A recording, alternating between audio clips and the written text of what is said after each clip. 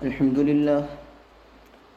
لله نحمده ونستعينه ونستغفره ونعوذ بالله من شرور أنفسنا ومن سيئات أعمالنا من يهده الله فلا مضل له ومن يضلله فلا هادي له ونشهد أن لا إله إلا الله وحده لا شريك له ونشهد أن سيدنا ومولانا محمدا عبده ورسوله صلى الله عليه وعلى آله وأصحابه وبارك وسلم تسليما كثيرا كثيرا أما بعد فأعوذ بالله من الشيطان الرجيم بسم الله الرحمن الرحيم وقال نسبة في المدينة امرأة العزيز تراود فتاها عن نفسه قد شغفها حبا إنا لنراها في ضلال مبين آمنت بالله صدق الله مولانا العظيم وصدق رسوله النبي الكريم ونحن على ذلك لمن الشاهدين والشاكرين والحمد لله رب العالمين.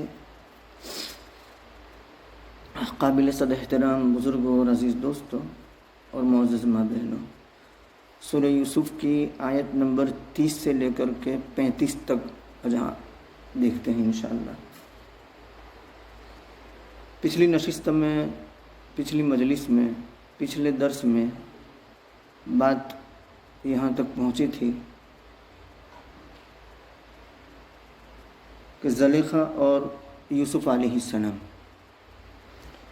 زلیخا کا قصوروار ہونا ثابت ہو چکا، تو معاملے کو رفع دفع کرنے کے لیے عزیز مصر نے اپنی بیگم صاحبہ سے کہا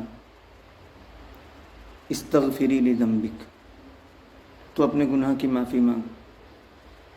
تو اس وقت یوسف علیہ السلام سے معافی منگوا کر کے معاملہ رفع دفع کر دیا.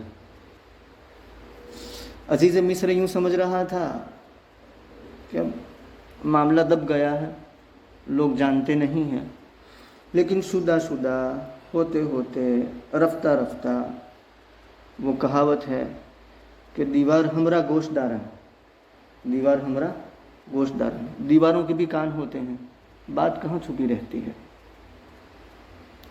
تو یہ بات پھیل گئی اور خاص طور پر شاہی خاندان کی جو عورتیں تھیں ان میں پھیلی.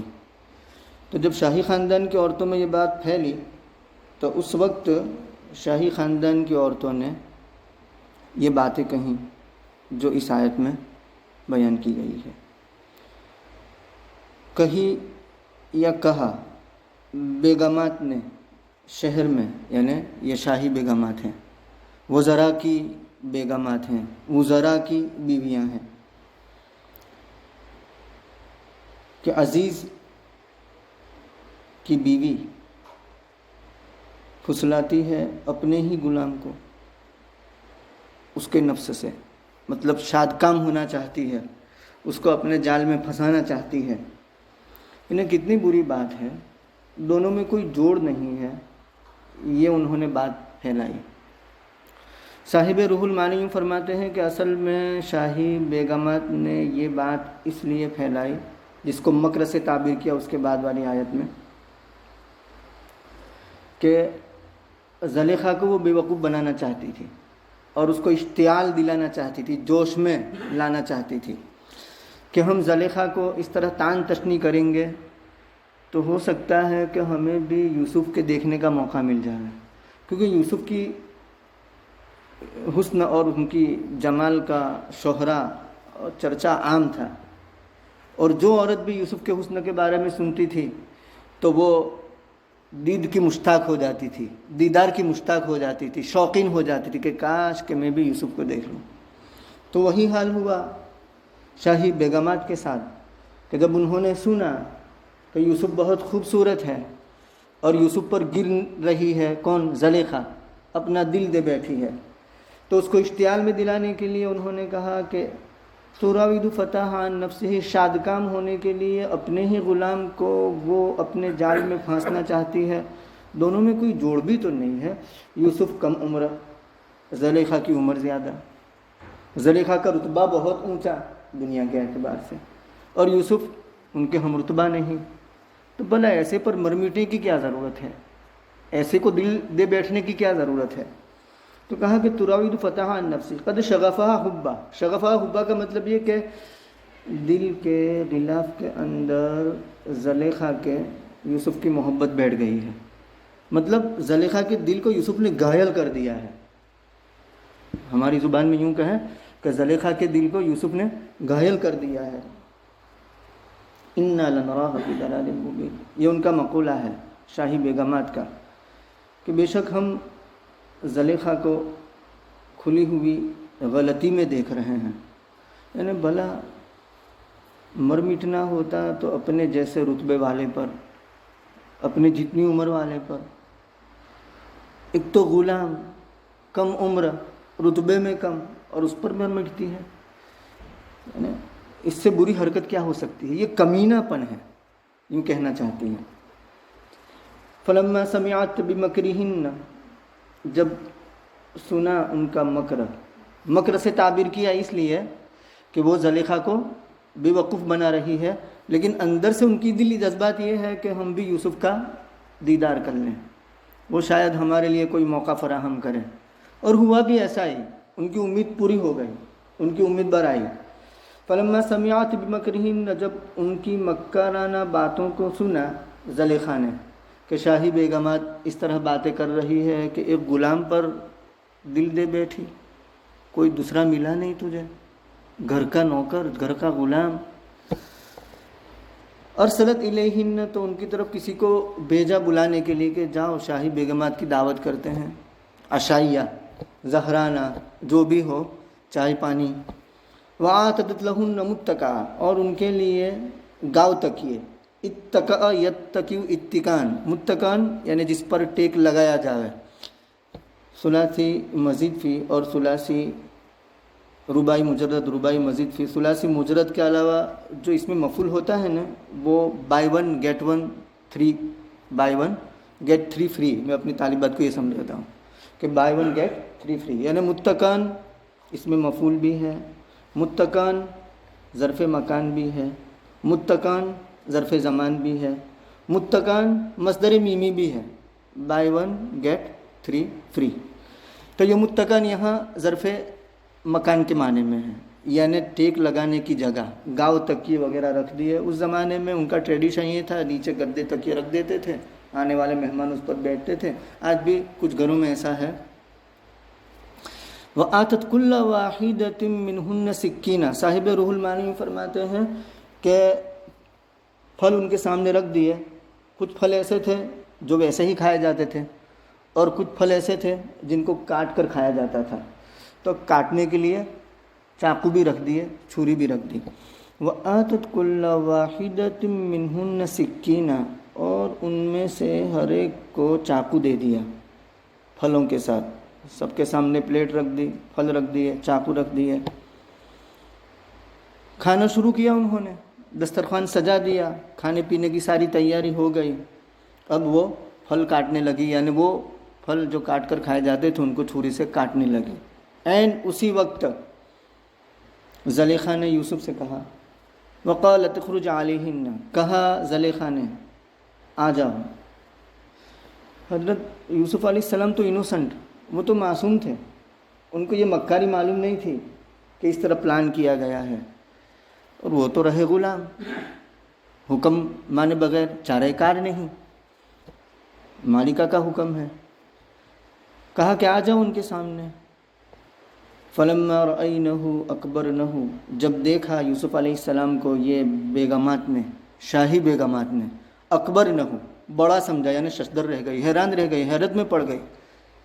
بھلا یہ کوئی انسان بھی ہو سکتا ہے؟ اکبرنہ. وقطعن ایدیہن، مفتی سعید صاحب پالنپوری رحمۃ اللہ علیہ اس کا ترجمہ یوں فرماتے ہیں کہ اپنے ہاتھوں کو خون خون کر دیا.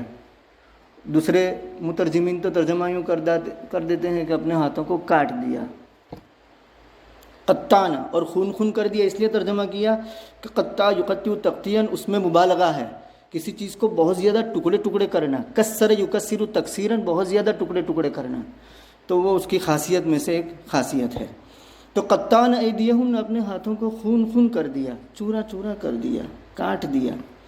یہاں جا کر کے وہ بات یاد رکھیں جو پچھلے درس میں عرض کی گئی تھی کہ امی جان عائشہ صدیقہ رضی اللہ تعالیٰ عنہ جہاں شمائل میں نبی کریم صلی اللہ علیہ وسلم کا حلیہ بشرا بیان کیا جاتا ہے، وہاں امام قرطبی رحمۃ اللہ علیہ فرماتے ہیں کہ صحابہ کرام نے رسول اللہ صلی اللہ علیہ وسلم کے جو حسن و جمال بیان کیا ہے نا، وہ ہے جو انہوں نے دیکھا ہے۔ اگر نبی کا حقیقی حسن صحابہ کے سامنے ظاہر ہو جاتا تو صحابہ آپ کو دیکھنے کی تاب نہ لا سکتے، تو یہ وہ ہے جو ان کو دکھائی دیا، وہ انہوں نے بیان کیا۔ اس حسن کے بارے میں امی جان عائشہ وہاں یہاں تک لکھتے ہیں شارحین کہ نبی صلی اللہ علیہ وسلم کو ایسا حسن دیا تھا کہ امی جان عائشہ صدیقہ رضی اللہ تعالیٰ عنہ کی سوئی گم ہو جاتی تھی تو آپ کے چہرے انور کی روشنی میں وہ سوئی تلاش کر لیتی تھی۔ کیسا حسن ہوگا، ہم اس کو ڈسکرائب نہیں کر سکتے۔ امی جان عائشہ فرماتی ہیں کہ لواحی زلیخا، لواحی زلیخا یعنی زلیخا کو تانا دینے والی عورتیں، ٹونٹنگ کرنے والی عورتیں، شاہی بیگمات، لواحی زلیخا لو رأین جبینہ، اگر یہ میرے محبوب کی جبی دیکھ لیتی، پیشانی دیکھ لیتی، پورا چہرہ، پورا حلیہ بشرا وہ تو بہت دور کی بات، صرف پیشانی پر ان کی نظر پڑ جاتی۔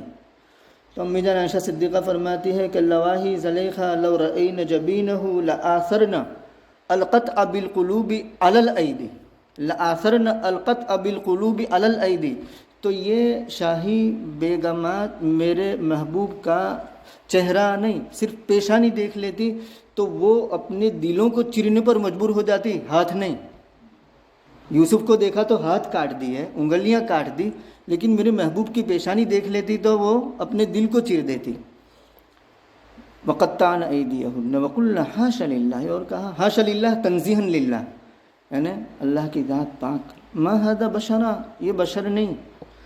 ان لوگوں میں اس کو سمجھنے کے لیے یہ سمجھیں کہ ان کے معاشرے میں فرشتوں کا حسین اور جمیل ہونا یہ مشہور تھا، تو اس اعتبار سے ان عورتوں نے کہا، شاہی بیگمات نے کہا کہ یہ بشر نہیں، ان هذا الا ملک کریم، اتنا خوبصورت، اتنا حسین اور جمیل وہ تو فرشتہ ہی ہو سکتا ہے۔ ما هذا بشرا ان هذا الا ملک کریم، نہیں ہے یہ مگر بزرگوار فرشتہ، معزز فرشتہ، نوبل فرشتہ۔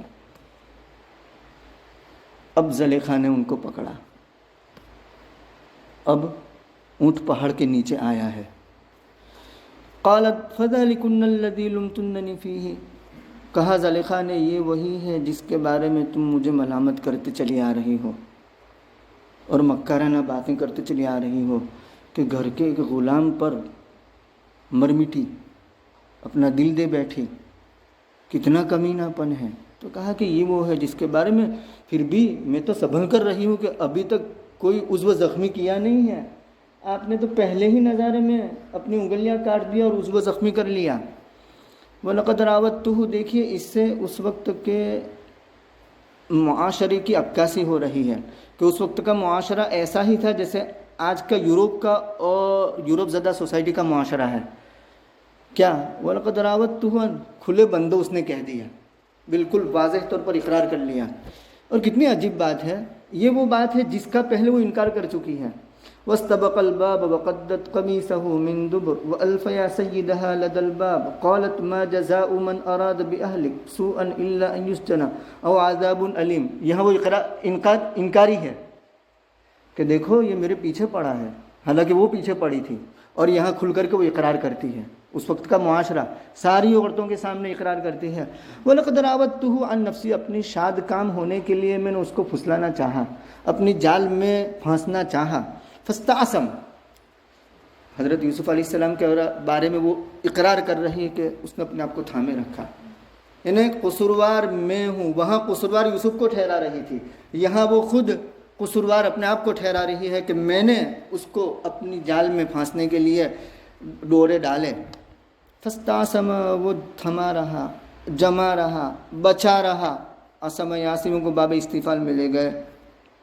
وَلَئِن لَّمْ يَفْعَلْ مَا أَمْرُهُ، یہ عامرانہ مزاج، کیونکہ آخر تھی ملکہ، مالکہ، عزیز مصر کی بیوی، تو کچھ نہ کچھ تو ڈومینیشن اور غلبہ بتانا تھا نا شاہی بیگمات کے سامنے کہ لَئِن لَّمْ يَفْعَلْ مَا آمُرُهُ، میں عاشق ہوئی تو کیا ہوا، میں عاشق ہوئی تو کیا ہوا، آخر میں مالکہ ہوں، آخر میں عزیز مصر کی بیوی ہوں، ابھی بھی میں اس کو وارننگ دیتی ہوں، لئن لم یفعل ما آمر، یہ آمرانہ مزاج کہ اگر نہ کرے وہ جس کو میں اس کو کہہ رہی ہوں، جس کام کے کرنے کا میں اس کو حکم دے رہی ہوں، اس کو کرنا پڑے گا، اگر نہیں کرے گا تو دو باتوں میں سے ایک بات ہوگی، جیل خانے کی ہوا کھانی پڑے گی، یا یہ کام کرو، یہاں رہنا ہے۔ اب ظاہر بات ہے کہ عزیز مصر کے گھر میں رہنا اور بچنا، اور اب تو یک نشود، دو نشود، چند شود، پہلے تو ایک ہی مر مٹتی تھی زلیخا، اب تو شاہی بیگمات نے بھی یوسف کا حسن دیکھ لیا تو ایک نہیں کئی ایک عورتیں ہو گئی جو یوسف کو اپنے جال میں پھانسنے کے لیے تیار ہے۔ لئن لم یفعل ما آمرہ، اگر وہ نہ کرے اس بات کو جس کا میں اس کو حکم دیتی ہوں تو وہ قید خانے میں ڈال دیا جائے گا اور ضرور بھی ضرور ذلیلوں میں سے ہو جائے گا، حقیر میں سے ہو جائے گا۔ قال رب السجن احب الی، حضرت یوسف علیہ السلام نے اس وقت دعا کی، اے میرے پروردگار، ایک طرف عزیز مصر کے گھر میں رہنا جہاں خوبصورت جال پھیلے ہوئے ہیں، اور دوسری طرف قید و بند کی صعوبتیں جہاں تکلیفیں ہوگی۔ حضرت یوسف علیہ السلام فرماتے ہیں، میرے پروردگار، قید خانہ مجھے زیادہ پسند ہے اس بات سے جس کی طرف یہ مجھے بلا رہی ہیں۔ یدعونا جمع کا صیغہ ہے، ساری ہی اب بلا رہی ہے، ساری عورتیں شاہی جو بیگمات تھی وہ بھی اپنے جال میں حضرت یوسف کو پھنسانا چاہتی ہے، اس لیے جمع کا صیغہ ہے۔ یا اس کی توضیح یہ بھی کی جا سکتی ہے کہ اب تو شاہی بیگمات بھی یوسف کی تشکیل کرنے لگے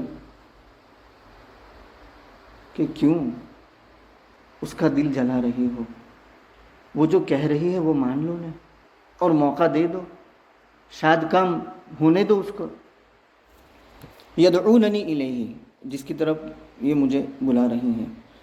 حضرت یوسف علیہ السلام دعا گو ہے۔ یہاں آ کر کے مفسرین یہ فرماتے ہیں، خاص طور پر امام قرطبی رحمۃ اللہ علیہ نے یہ بات نوٹ کی ہے کہ حضرت یوسف علیہ السلام نے اللہ رب العزت کے سامنے یہ دعا کی کہ رب السجن احب الیہ، تو اللہ رب العزت نے قید خانہ تجویز کر دیا۔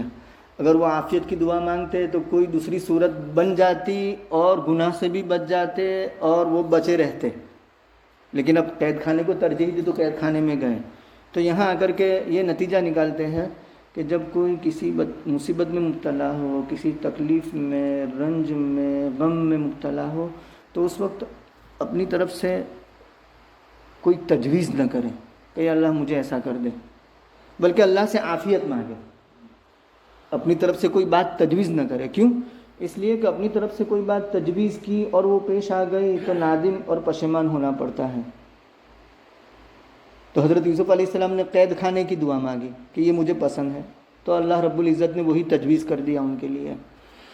نبی کریم صلی اللہ علیہ وسلم ایک صحابی کی عیادت کے لیے تشریف لے گئے،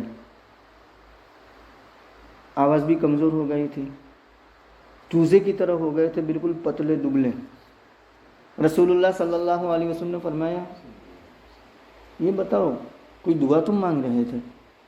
تو کہا کہ ہاں، میں اللہ سے یہ دعا کر رہا تھا کہ اللہ جو عذاب مجھے آخرت میں ملنے والا ہے دنیا ہی میں دے دیجیے، جو عذاب مجھے آخرت میں ملنے والا ہے دنیا ہی میں دے دیجیے۔ نبی کریم صلی اللہ علیہ وسلم نے فرمایا، لا تطیق ذلک، تم اس کو سہار نہیں سکتے، تم اس کو برداشت نہیں کر سکتے، تم نے عافیت کی دعا کیوں نہیں مانگی؟ اللہ سے یہ کیوں نہیں کہا ربنا آتنا فی الدنیا حسنۃ وفی الآخرۃ حسنۃ وقنا عذاب النار؟ اس کے بعد وہ صحابی نے وہ دعا کی، ربنا آتنا، اللہ رب العزت نے عافیت دے دی اور وہ تکلیف دور ہو گئی۔ ابو بکر صدیق رضی اللہ تعالیٰ عنہ کی روایت میں یہ آتا ہے کہ اللہ تعالیٰ سے صلو اللہ العافیہ والعفو، اللہ سے عافیت اور عفو مانگو۔ ایمان کے بعد سب سے بڑی دولت عافیت، عافیت سے بڑھ کر کوئی دولت نہیں، عافیت میں سب کچھ آ گیا، تو عافیت مانگتے رہو، اللہ تعالیٰ سے ہر وقت عافیت مانگے، اپنی جانب سے کوئی تجویز نہ کرے کہ یا اللہ مجھے ایسا کر دے۔ عافیت مانگے، یا اللہ اس گناہ میں مبتلا ہو رہا ہوں، یا اللہ تو مجھے بچا لے، تو عافیت دے دے، اللہ بچا لیں گے۔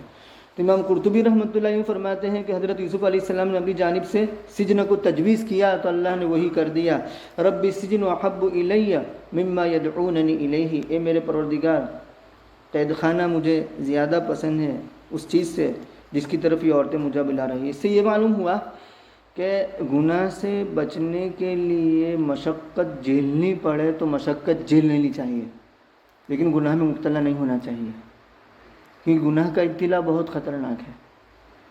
ایمان کے سلب ہونے کا اندیشہ، حافظے کے سلب ہونے کا اندیشہ، اگر زندگی میں نہیں تو مرتے وقت ایمان کے سلب ہونے کا اندیشہ ہے۔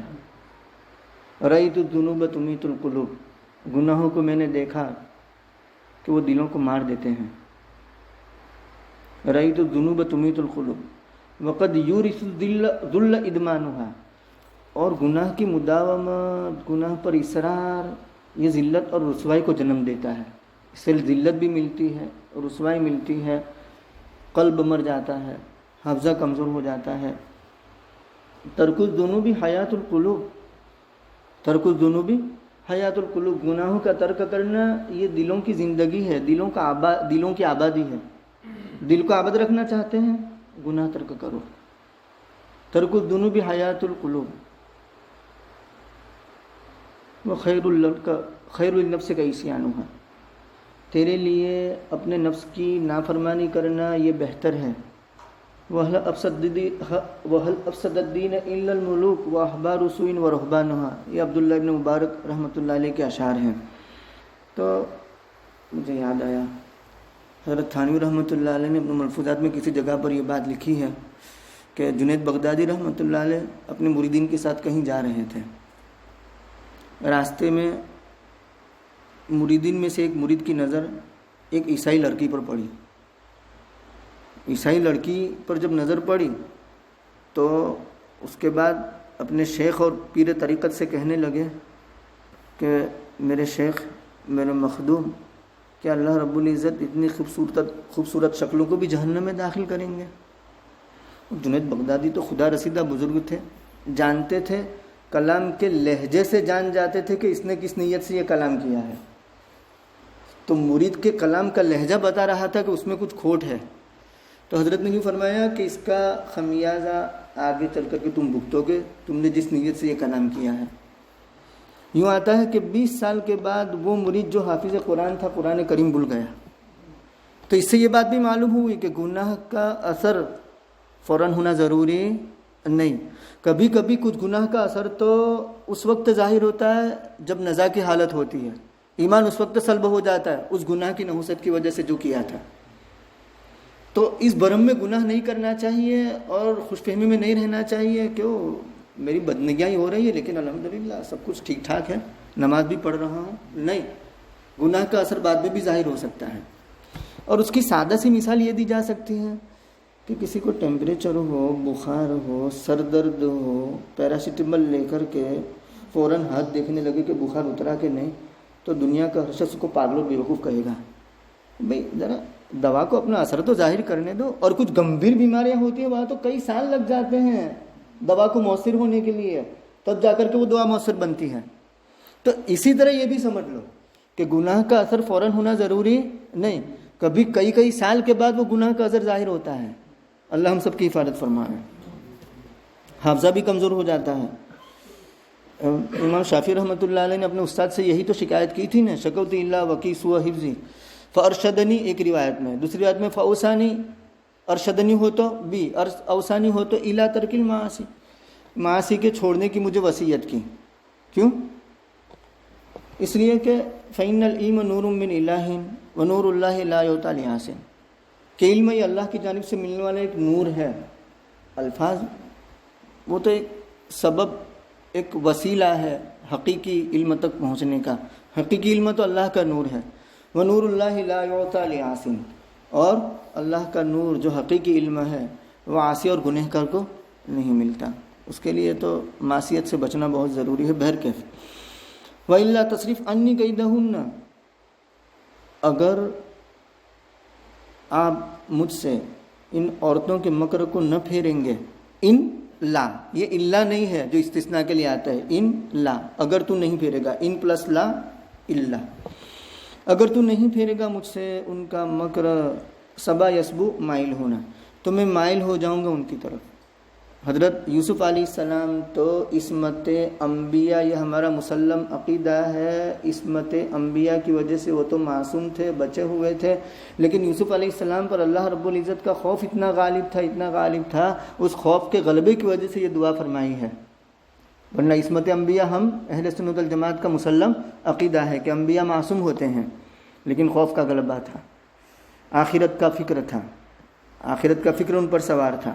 اور واقعہ بھی یہ ہے کہ جب کسی پر آخرت کا فکر سوار ہو جاتا ہے نا، تو دنیا کی ساری رونق، ساری چمک دمک اس کی نظر میں گرد بن جاتی ہے، دھول اور مٹی بن جاتی ہے، وہ اس کو اہمیت دیتا نہیں. اسبو الیہن، میں ان کی طرف مائل ہو جاؤں گا، اور میں ہو جاؤں گا کم عقلوں میں سے. جاہلین کا ترجمہ ہم کہہ دیں گے کم عقل. فاستجاب له ربه فصرف عنه کیدہن، ان کے رب نے ان کی دعا کو قبول فرما لیا، یوسف کی دعا قبول ہو گئی. فصرف عنہ کیدہن، ان سے ان کے مکر کو پھیر دیا. انہ هو السمیع العلیم، بے شک اللہ رب العزت سننے والے ہیں، جاننے والے ہیں. ثم بدا لهم من بعد ما رأوا الآیات، پھر ان کو یہ سمجھ میں آیا، ان کے سامنے یہ بات ظاہر ہوئی نشانیوں کو دیکھنے کے بعد. یہاں نشانی سے مراد حضرت یوسف علیہ السلام کی عفت، ان کی پاک دامنی. نشانی میں اس کو بھی بیان کیا کہ کرتا پیچھے سے پھٹا ہوا، اور نشانی میں اس کو بھی بیان کیا کہ وہ دوڑ رہے تھے تو کسی دیوار کے ساتھ رگڑ کھا گئے تو کوئی عضو بھی زخمی ہوا تھا، یہ بھی نشانی. لیکن واقعہ یہ ہے کہ صحیح نشانی یہ ہے کہ عزیز مصر نے حضرت یوسف علیہ السلام کو اپنے پاس رکھا تھا، اور ان کی پاک دامنی اور عفت اور عصمت کو دیکھ لیا تھا، اور انہوں نے یقین کر لیا تھا کہ زلیخا ہی قصوروار ہے، اسی لیے تو کہا کہ استغفر لی ذنبک. تو وہ اصل نشانی ہے کہ عزیز مصر نے اپنی آنکھوں سے دیکھا تھا کہ یہ معصوم بندہ ہے، اس کا اس طرف میلان نہیں ہے. ثم بدا لہم، تو یہ ساری چیزیں کھلنے کے بعد سمجھ میں یہی آیا کہ اس قصے کو دفن کرنے کے لیے، لوگوں کی زبانوں پر تالا لگانے کے لیے اس وقت سر دست یہی سمجھ میں آتا ہے کہ ان کو قید خانے میں ڈال دیا جائے، تاکہ یوسف علیہ السلام قصوروار ثابت ہو جائے اور زلیخا بے قصور ثابت ہو جائے. پھر ان کے سامنے یہ بات ظاہر ہوئی نشانیوں کو دیکھنے کے بعد کہ لَيَسْجُنُنَّهُ، کہ وہ ضرور بھی ضرور حضرت یوسف علیہ السلام کو قید خانے میں ڈال دے ایک مدت تک. کیونکہ اس میں شاہی بیگمات کے جو شوہر تھے نا، ان کی بھی بدنامی تھی، کیونکہ وہ شاہی بیگمات بھی یہاں مائل ہونے لگی تھی. تو کہا کہ اگر یہ عزیز مصر کے گھر میں رہا تو ہماری عورتیں بھی مفتون ہو جائے گی اور ان کے عاشق ہو جائے گی، اور ہمارے لیے بدنامی کا سامان ہوگا. تو کہا کہ ان کو قید خانے میں ڈال دو تاکہ لوگوں کی زبانیں بند ہو جائیں، اس کے بعد دیکھی جائے گی. سبحان اللہ و بحمدہ، سبحان اللہ.